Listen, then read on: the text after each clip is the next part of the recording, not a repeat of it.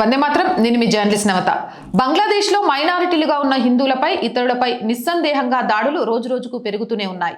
అయినా అక్కడి తాత్కాలిక ప్రభుత్వం ఏమాత్రం పట్టనట్టుగా ఉంటుంది. దీనినే ఆసరాగా చేసుకున్న ముస్లిం ఛాందస్సులు హిందువులను లక్ష్యంగా చేసుకొని హింసా దాడికి దిగుతున్నారు. ఇది కేవలం పగ తీర్చుకోవడమే కాదు, హిందువులను చిత్రహింసలకు గురిచేసి ముస్లిం సంతుష్టీకరణ రాజకీయాలు చేస్తూ ఎన్నికల సమయానికి ముస్లింల ఓట్లన్నీ గంపాగుత్తాలా పడేందుకు చేస్తున్న పని అని బట్టబయలైంది.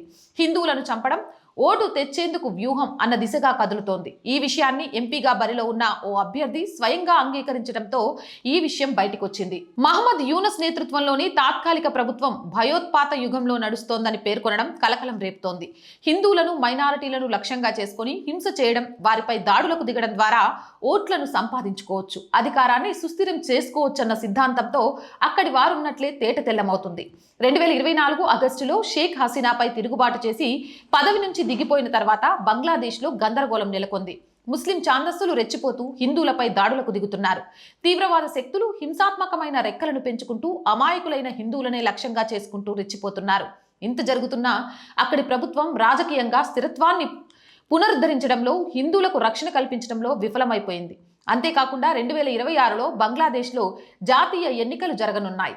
ఈ నేపథ్యంలో అక్కడి ముస్లిం ఛాందస్సులు మరింత రెచ్చిపోతూ హిందువులపై దాడులకు దిగుతూ రాజకీయంగా పెరిగిపోవాలని ప్రయత్నాలు చేస్తున్నారు. అలాగే ఎన్నికలకు కౌంట్ డౌన్ ప్రారంభం కావడంతో ఛాందస్సులపై కఠిన చర్యలు తీసుకోవడం కూడా లేదు. దీంతో హిందువులపై హింస పెరిగిపోతుంది. అంతేకాకుండా కొన్ని నివేదికల ప్రకారం హిందూ సమాజాన్ని లక్ష్యంగా చేసుకుని ఢాకా అధికార పీఠానికి దగ్గర కావాలని, సుస్థిరం చేసుకోవాలని ఉద్దేశపూర్వకంగానే ఇలా హిందువులపై దాడులకు దిగుతున్నట్లుగా ఆ నివేదికలు పేర్కొంటున్నాయి. బంగ్లాదేశ్లో హిందువులపై లక్ష్యంగా చేసుకున్న దాడి ప్రమాదవశాత్తు జరిగింది కాదని, సంబంధం లేనిది లేదా యాదృచ్ఛికం కాదని, బదులుగా ఇది స్వార్థపూరిత రాజకీయ ప్రయోజనాల కోసం చేసిందేనని ఆ నివేదికలు గట్టిగానే నొక్కి చెబుతున్నాయి. ఇక ఇది విన్న తర్వాత అయినా తస్మత్ జాగ్రత్త. ఇంతకంటే నేను ఏం చెప్పాలి అనుకోవట్లేదు. మీరేమైనా చెప్పాలి అనుకుంటే కామెంట్ సెక్షన్లో పెట్టేయండి. మోర్ వీడియోస్ కోసం ఆర్ వాయిస్ ఛానల్ వెంటనే సబ్స్క్రైబ్ చేయండి.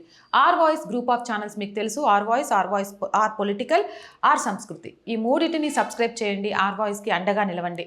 ప్రతి వీడియోని లైక్ చేయండి, షేర్ చేయండి. ఆర్థికంగా ఆర్ వాయిస్కి చేయుతగా నిలవండి.